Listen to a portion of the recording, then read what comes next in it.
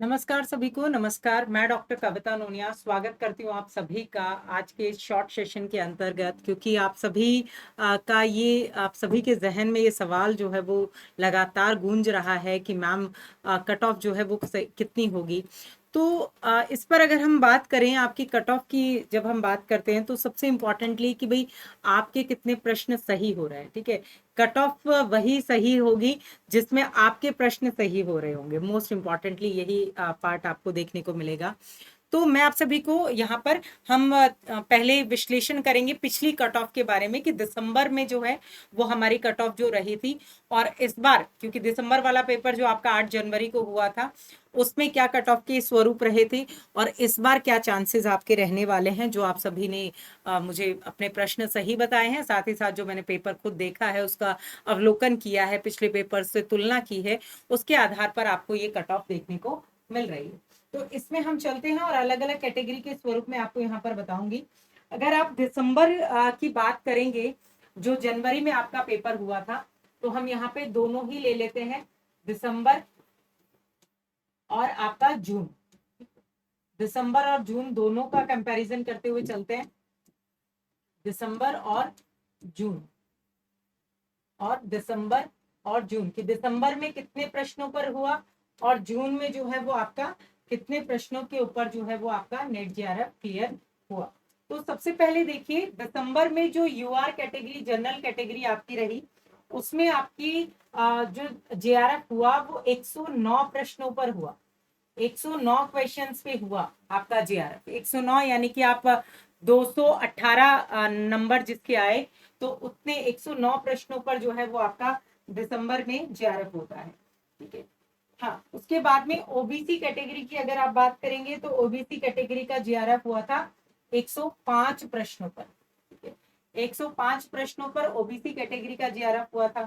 Same आपका EWS category का भी 105 प्रश्नों पर जेआरएफ जो है वो दिसंबर वाला जो आपका अटेम्प्ट हुआ था 2024 का, जिसका एग्जाम 8 जनवरी को हुआ था। ठीक है, ये ध्यान रखना। उसके बाद आप देखेंगे एससी कैटेगरी जो है, इसका जेआरएफ आपका 100 प्रश्नों पर हुआ था। ठीक है, 100 प्रश्नों पर हुआ था। और एसटी कैटेगरी, इसका आपका जो जेआरएफ हुआ था ये आपका 96 प्रश्नों पर हुआ, 96 प्रश्नों पर हुआ। तो ये तो हो गया आपका कि भाई जो दिसंबर 2024 में हुआ था वो पेपर इजी था। ये तो आपने कंपैरिजन कर ही लिया होगा भाई, जिन्होंने दोनों अटेम्प्ट दिए हैं तो उनको वैसे पता चल गया होगा। बाकी आप देखेंगे, अगर आप इसी संदर्भ को और आगे बढ़ा करके चले, ठीक है, तो यहाँ पर आप सभी को पता चल जाएगा भाई आपका, एक सेकंड,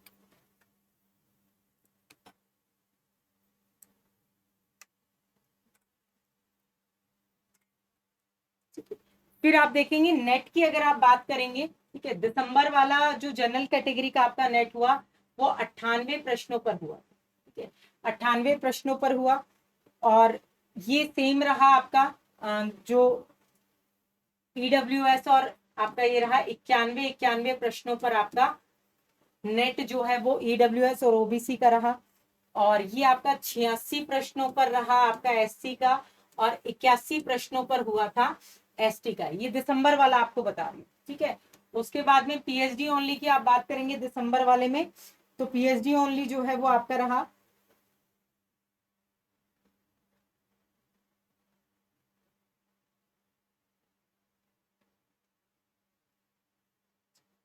हाँ, पीएचडी ओनली जो आपका रहा कि इसमें आप देखिए 85 प्रश्नों पर आपका रहा। उसके बाद में ये आपका ईडब्ल्यूएस और ये 78, ठीक है, ये भी आपका 78 प्रश्नों पर रहा ओबीसी का भी। और ये आपका 75 प्रश्नों पर हुआ इनका एसटी कैटेगरी का, और ये 71 प्रश्नों पर हुआ। ये तो था आपका जो दिसंबर 8 जनवरी को जो पेपर हुआ था उसकी कट ऑफ। ठीक है, जितने प्रश्न हैं उसका दुगना कर लेंगे तो आपके नंबर आ जाएंगे। ठीक है, अब अगर हम बात करें आपके जो स्वरूप है, अब क्या संभावना है।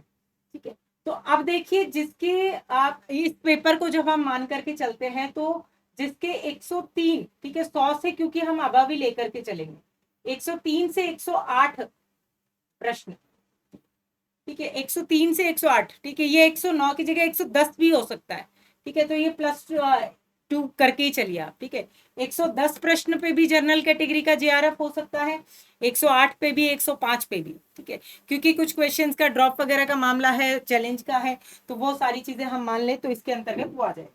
अगर आप बात करेंगे ओबीसी कैटेगरी और ईडब्ल्यूएस कैटेगरी की, तो इसमें आप जो जेआरएफ है वो 100 क्वेश्चन से अबव, ठीक है, 100 क्वेश्चन से अबव ही मान करके चलिए दोनों में, ठीक है, इसमें 100 क्वेश्चन से अबव ही होगा।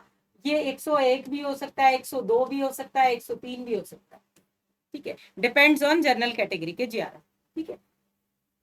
फिर आप देखिए जो एसटी कैटेगरी का है, इसमें आप 98 टू 100, ठीक है, 98 क्वेश्चन के बाद में जेआरएफ होने की चांसेस एससी कैटेगरी में आपको देखने को मिलेगी, और अराउंड जो है ये 94 टू 98 आपके रहेंगे एसटी कैटेगरी में, अगर आपके इतने सही हो रहे हैं, ठीक है, ये जेआरएफ के लिए। अगर हम बात करेंगे नेट की, तो नेट का जो स्वरूप आपको दिखाई देगा,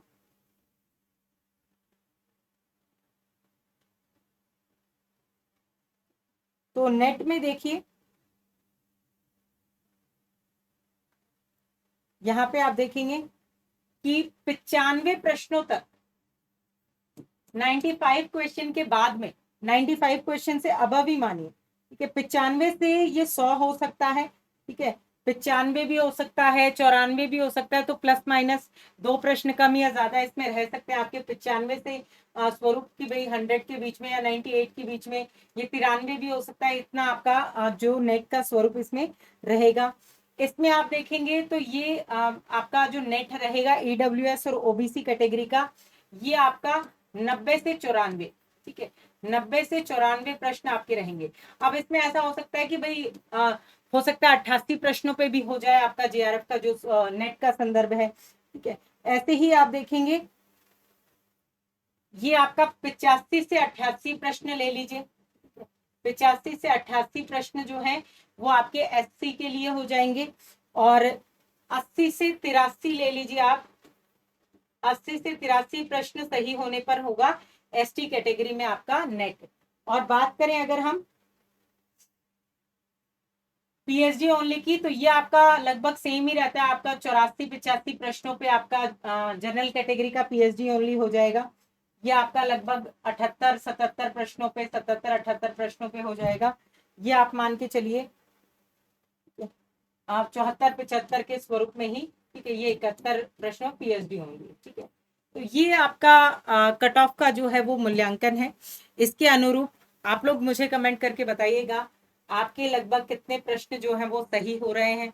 एक दो अगर ऊपर नीचे है तो बिल्कुल इंतजार कीजिए, अगर एक दो का ही है तो चैलेंज भी कीजिए, सारी चीजें कीजिए, और अगर आपको लग रहा है कि भाई इतने भी तो हमारे नहीं है, हमारे तो 15-20 क्वेश्चन, हम तो दूर है इससे, ठीक है, तो समय वेस्ट मत कीजिए, टाइम बिल्कुल भी जो है आपको वेस्ट नहीं करना है। अगर आपके लगभग क्वेश्चन सही नहीं हो रहे हैं तो अपनी दिसंबर की तैयारी में जुट जाइए बिना किसी देरी के, ठीक है, बिना समय गवाए, और सारी तैयारी आपको यहाँ इस चैनल पर आपको देखने को मिलेगी। तो चैनल को आप सभी सब्सक्राइब कर लीजिए, बेल आइकन को प्रेस कर लीजिए, और डिटेल पुस्तक पढ़ना अभी से शुरू कर दीजिए।